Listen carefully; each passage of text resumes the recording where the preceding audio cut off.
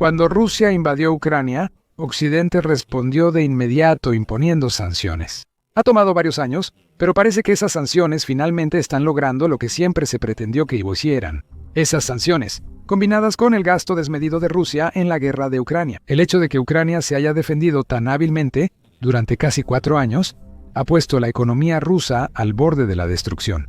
Y puede que Ucrania no tenga que esperar mucho más para que Rusia pase de estar al borde a caer en un abismo económico del que no hay escape. Rusia tiene una bomba de tiempo que amenaza su propia existencia, y solo tiene como máximo 18 meses para desactivar esa bomba antes de que su economía llegue al punto de quiebre. Eso es según el economista y director general de Experiencia Industrial de Ucrania, Vladimir Vlasayuk. El 16 de octubre, Vlasayuk declaró a Euromaidan Press, en términos muy claros, que el colapso económico de Rusia es inminente a menos que el Kremlin haga algo drástico para cambiar su rumbo. La situación es crítica, afirmó Vlasayuk, quien sigue la economía rusa desde el inicio de la invasión. No pueden financiar la guerra con la intensidad actual durante mucho tiempo. Hay 3 problemas que están causando grandes dificultades a Moscú. Primero, el déficit presupuestario de Rusia se ha cuadruplicado. Ese déficit crece sin control, y ni Rusia parece poder llevarle la cuenta. En agosto, el Moscow Times destacó este hecho en un informe donde señaló que Rusia ya ha superado su estimación de déficit presupuestario para 2025. En solo 7 meses, el déficit llegó a $611,000 millones a finales de julio, superando ampliamente los $4,699,000 millones. Rusia había planeado que el déficit fuera esa cantidad para finales de 2025. El mayor déficit se debió a menores ingresos por petróleo y gas, lo cual se explicará enseguida. No obstante, el Moscow Times señala que analistas creen que el verdadero culpable es el gasto descontrolado de Rusia en la guerra de Ucrania. Uno de esos analistas, llamado MMI, dijo que Rusia tendría que recortar su gasto anual en un 20% para acercarse a recuperar parte del déficit. Eso no iba a suceder mientras Vladimir Putin siga tirando buen dinero tras el malo en una guerra que Rusia no muestra señales de ganar pronto. Para septiembre, Free Policy Briefs informaba que el déficit creciente se había convertido en el desafío central para la economía de Rusia en 2025. Se han batido récords con las cifras que informó el Moscow Times, las cuales son un 129% más altas que el objetivo anual de Rusia, añade Free Policy Briefs. Una brecha tan grande puede agotar las reservas de Rusia, tema que se tratará después, y podría potencialmente empujar a Rusia a emitir más deuda.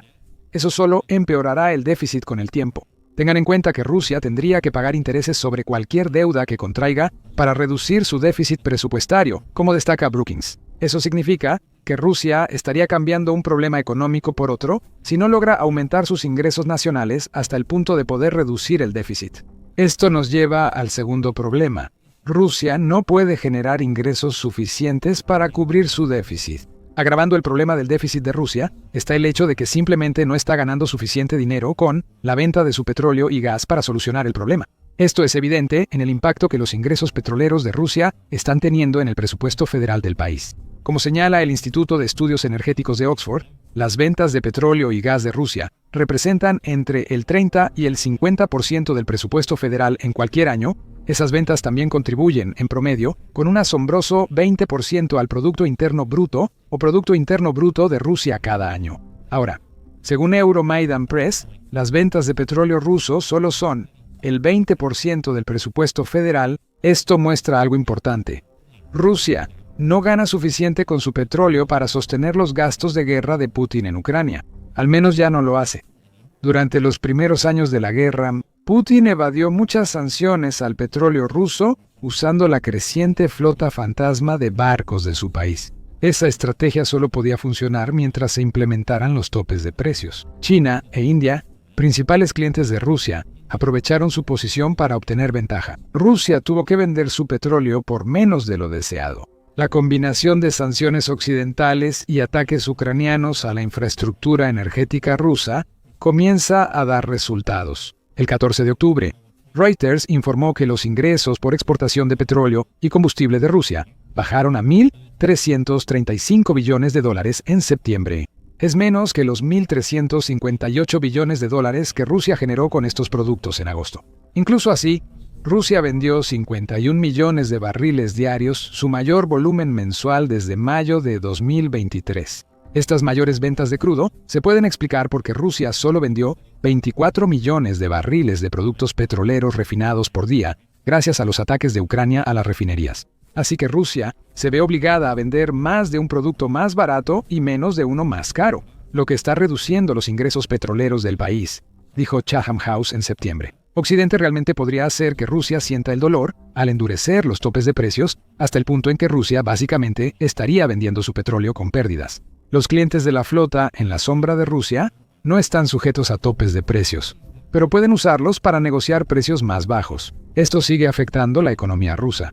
La sugerencia del medio se cumplió tras la publicación del artículo. Desde entonces, los topes de precio del Reino Unido y la Unión Europea para el crudo ruso han bajado de $60 por barril a 47. $60 por barril. Eso es más presión sobre Putin, y es una presión que está obligando al líder de Rusia a hacer la tercera de las tres cosas que están afectando la economía rusa, drenando el Fondo Nacional de Riqueza de Rusia. Ese fondo es básicamente el dinero de emergencia de Rusia. Es un fondo al que Rusia recurre para cubrir déficits o problemas presupuestarios relacionados con programas sociales. Putin, en su determinación absoluta de destruir Ucrania, ha estado sacando miles de millones de dólares del Fondo Nacional de Riqueza. Este dinero es para el pueblo de Rusia. ¿Cuánto ha gastado Putin? Depende de la fuente. La prensa de Euromaidan informa que el fondo de emergencia bajó de 145.000 millones de dólares antes de la guerra a 40.000 millones actualmente. El Moscow Times reportó en junio que el fondo disminuyó a 364.000 millones de dólares a inicios de ese mes. Este fue el nivel más bajo del fondo desde 2019. Gran parte del dinero, unos 69.000 millones de dólares en mayo, se destina a proyectos estatales, muchos vinculados al sistema bancario ruso. Rusia también ha estado retirando dinero para ayudarse con el problema del déficit presupuestario mencionado anteriormente. El drenaje del Fondo Nacional de Riqueza es un gran problema al sumarse a la caída de ingresos de Rusia por petróleo y gas. Esos ingresos mantenían lleno el fondo de riqueza antes de la guerra en Ucrania. Ahora, el Moscow Times dice que algunos analistas creen que todo el fondo podría agotarse para 2026. En septiembre, la publicación rusa The Insider estuvo de acuerdo en que el agotamiento completo de estos fondos ocurriría en un año. Además, indicó que los ingresos rusos solo crecieron 28% mientras los gastos aumentaron 21%. Este es un gran desequilibrio. Rusia no podrá sostenerlo mucho si quiere preservar su Fondo Nacional de Riqueza. Otros comentaristas, incluido Brian Aisling, son más hiperbólicos. El Fondo Nacional de Riqueza de Rusia, antes orgullo del Kremlin, ahora parece una caja fuerte saqueada tras un robo. Aisling dice que ya casi no queda nada por robar. El vaciamiento de ese fondo destaca las grietas en la armadura económica de Rusia, porque resaltan cómo Putin está recurriendo a robarle al pueblo ruso para financiar una guerra que ha durado años más de lo que el Kremlin esperaba. Cualquiera de estos tres problemas sería preocupante para Rusia, pero los tres juntos aún más. Convergiendo en un tornado económico que amenaza con destruir todo a su paso, es una catástrofe para Putin. Las señales de lo que le pasará a Rusia ya son totalmente visibles en todo el país. Para empezar, ninguno de los números le cuadra ya a Rusia. Como mencioné antes, el gasto de Rusia está creciendo mucho más rápido que los ingresos del país. La Sayuk explica a Euromaidan Press qué implica esto para Rusia en el futuro. Cada economía tiene sus propias particularidades, pero siempre debemos buscar un equilibrio entre los gastos y los ingresos, dice la Sayuk. Cuando este equilibrio se distorsiona, habrá consecuencias. En cuanto al aspecto militar de Ucrania, The Economist señala que los gastos de Rusia han crecido hasta 6 veces más de lo que eran antes de que Putin lanzara su invasión. Rusia destinará 183.000 millones de dólares a la guerra en Ucrania en 2026, equivalente al 38% de su gasto federal de ese año. Y esa es solo la cifra del Kremlin. La Sayuk afirma que la cifra real podría alcanzar los 229.000 millones de dólares. Al igual que con el déficit presupuestario ruso, el Kremlin subestima el costo de mantener la guerra de Putin. Los problemas económicos de Rusia se evidencian en su alta inflación, que afecta al ruso promedio. Putin pensaba que no serían afectados por la llamada operación militar especial. ¿Por qué lo estarían? Esa operación debía acabar en menos de una semana. No se suponía que se convirtiera en una guerra que ya está cada vez más cerca de cumplir su cuarto año. Entre septiembre de 2024 y septiembre de 2025, la inflación mensual en Rusia no bajó del 8% según Trading Economics. Fue del 86% en septiembre de 2024, subió a un máximo del 103% en marzo pasado y ha logrado bajar al 8% en septiembre de 2025. Aunque Rusia podría consolarse con que su inflación bajó desde su pico en 2025, el 8% sigue siendo alto. La meta de inflación de Rusia es la mitad de eso. Y no parece que la inflación mensual se acerque al 4% pronto. Ciertamente no lo hará si resulta ser cierto que el Kremlin está subestimando enormemente sus problemas de inflación. Euromaidan Press afirma que estimaciones alternativas muestran que la inflación en Rusia podría llegar al 256%, impulsada por una combinación de sanciones occidentales, gastos de guerra y una oferta monetaria ampliada. Rusia tiene un historial de distorsionar sus datos económicos según los requisitos de Putin. Esto también se observa en las tasas de interés de Rusia. La presidenta del Banco Central de Rusia, Elvira Nabiullina, redujo la tasa de interés al 17%. Algunos analistas creen que esto fue una respuesta a la presión de los grupos industriales del país. Hasta un estudiante de primer año de economía sabe que bajar las tasas de interés con alta inflación es desastroso. Eso solo refuerza la idea de que hay una tasa de inflación alternativa en Rusia que se oculta al público.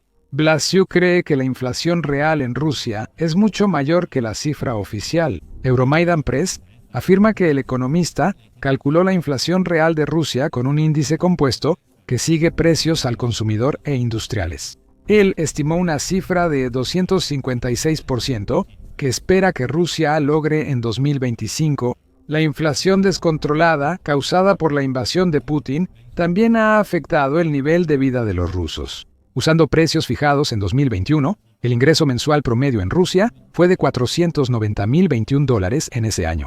En 2024, ese ingreso bajó a peso, 383 en precios constantes, según Euromaidan Press. En última instancia, esto significa que los rusos en 2024 y 2025 tienen mucho menos dinero libre para gastar que antes de la guerra. En 2021, el 31% del salario promedio en Rusia se destinó a artículos no esenciales. Ahora es solo el 14% y ese número seguirá bajando si Rusia no hace nada para resolver su serie de problemas económicos. ¿Qué ocurre en la economía cuando la gente tiene menos dinero? Los negocios enfrentan muchos problemas. Eso es justo lo que le ocurre al sector privado de Rusia ahora.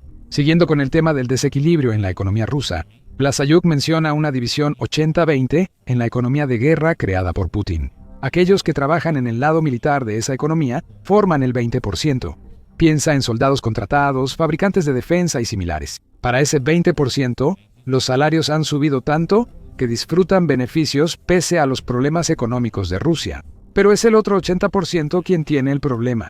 Ellos forman parte de la economía civil rusa, y su poder adquisitivo prácticamente ha desaparecido, mientras la inflación masiva sigue afectando bienes esenciales como alimentos. Ese 80% que trabaja en sectores civiles de Rusia será fuertemente golpeado, al grado de que la tensión social será un gran reto para Putin. No es la época de la Unión Soviética de Stalin. Blasiuk le dice a Euromaidan Press que los rusos tienen autos y otras propiedades, tienen cierto nivel de vida, incluso con impulso ideológico. Negarse por completo es difícil. Ahora, para empeorar este problema, está el hecho de que las industrias rusas no relacionadas con la guerra pueden hacer poco respecto a los problemas que enfrentan sus empleados. Putin ha invertido tanto en convertir a Rusia en una economía de guerra que las empresas privadas enfrentan serias dificultades. Las empresas están cerrando y esto está ocurriendo en grandes cantidades. A inicios de 2025, Euromaidan Press informa que las empresas cerradas superaron a las nuevas registradas por 15 veces, siendo la primera vez que esto ocurre desde el inicio de las sanciones. Hasta septiembre de 2025, el medio agrega que hay 317 millones de empresas registradas en Rusia. Puede parecer mucho, pero es la cifra más baja de Rusia desde 2010. Otros medios han señalado estas tendencias en el sector privado ruso. El 25 de septiembre, el Moscow Times informó que el Centro de Análisis Macroeconómico y Pronóstico a Corto Plazo, grupo de expertos vinculado al Kremlin, afirma que las empresas privadas rusas enfrentan dificultades. Las empresas responsables del 237% de los ingresos de Rusia ya están en una situación financiera vulnerable. Se anticipa que ese número aumente al 325% en 2026. En otras palabras, una gran cantidad de empresas privadas de Rusia están en riesgo de bancarrota, y su pérdida solo alimentará el trío de desafíos financieros que discutimos en la primera mitad de este video. Las empresas destinan ahora el 36% de sus ganancias al pago de deuda, según el mismo medio. A finales de 2023, el porcentaje era del 15%. Y, como señaló Insider el 1 de octubre, algunas empresas privadas de Rusia están tan desesperadas por reducir costos que han cambiado a semanas laborales de 4 días. No parece que esas semanas laborales de 4 días estén llevando a que los ciudadanos rusos reciban el pago de 5 días de trabajo que realizan en 4. En cambio, esto es una forma de desempleo encubierto, según el medio, y se está volviendo común en toda Rusia porque el sector privado del país está de rodillas.